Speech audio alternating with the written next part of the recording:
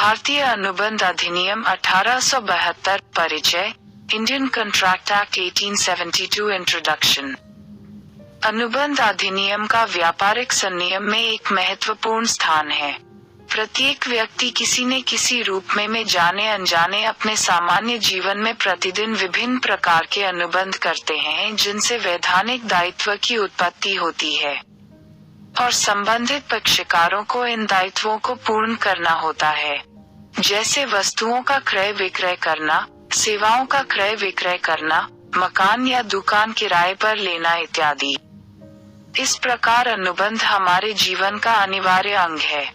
इस संबंधों में प्रसिद्ध विधिशास्त्री T0R0 देसाई ने कहा कि अनुबंधों का विधान प्रत्येक व्यक्ति को प्रभावित करता है, क्योंकि हम में से प्रत्येक व्यक्ति प्रतिदिन अनुबंध करता है। व्यापारी वर्ग के लिए अनुबंध का महत्व अत्यधिक है, क्योंकि संपूर्ण व्यापारिक संसार अनुबंधों पर आधारित है।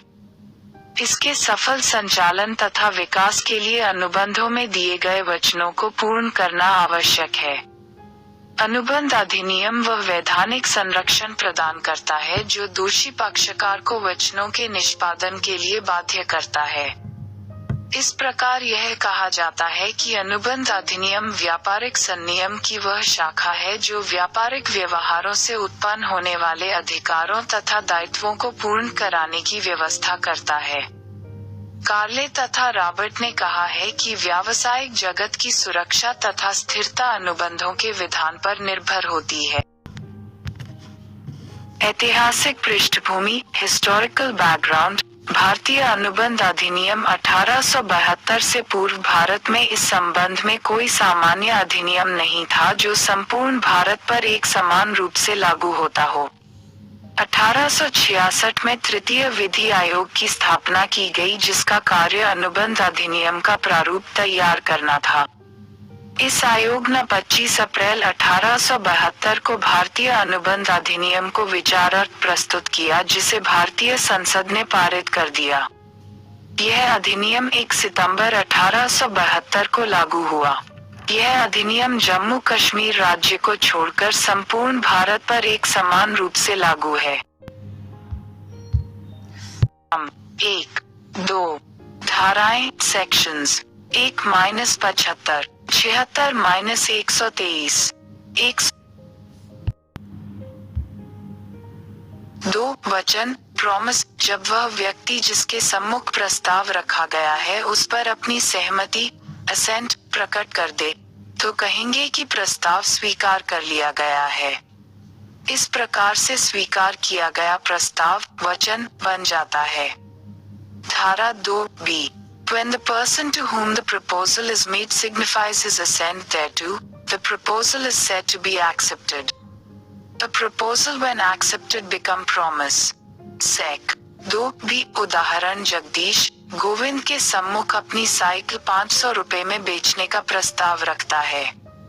गोविंद उस प्रस्ताव को स्वीकार कर लेता है, अर्थात वह साइकिल 500 रुपए में खरीदने को तैयार हो जाता है।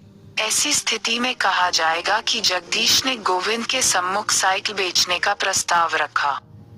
गोविंद द्वारा स्वीकार किया गया प्रस्ताव वचन कहलाएगा।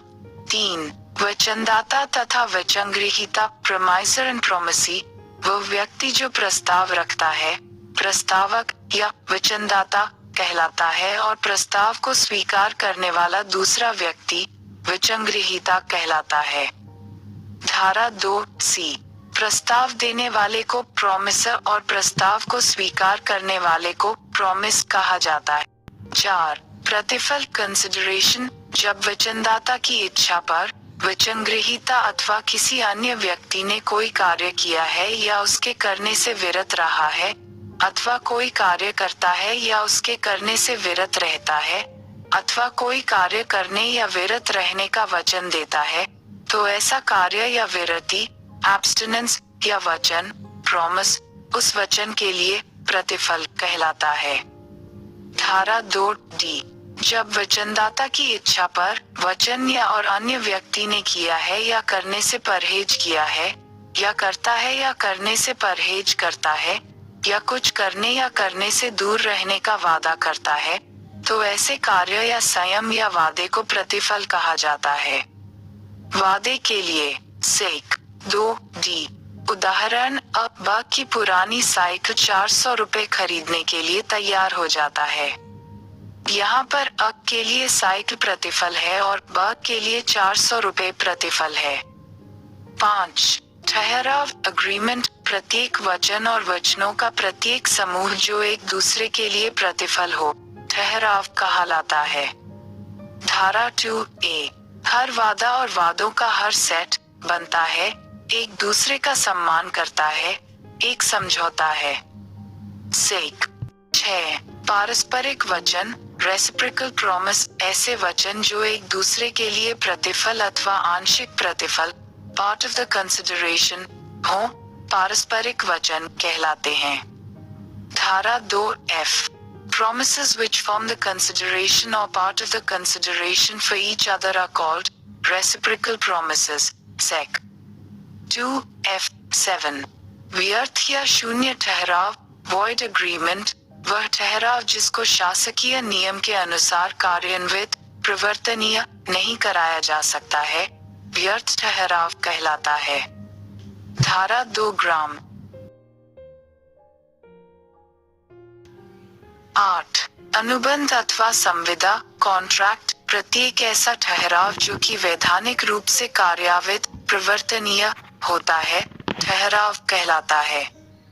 धारा 2H सेक 2H अनुबंध वॉइडेबल कॉन्ट्रैक्ट ऐसा कोई भी ठहराव जो कि केवल एक व्यर्थनीय अथवा एक से अधिक पक्षकारों की इच्छा पर ही प्रवर्तनीय एनफोर्सेबल होता है, परंतु दूसरे पक्षकारों की इच्छा पर प्रवर्तनीय नहीं होता है, व्यर्थनीय अनुबंध कहलाता है।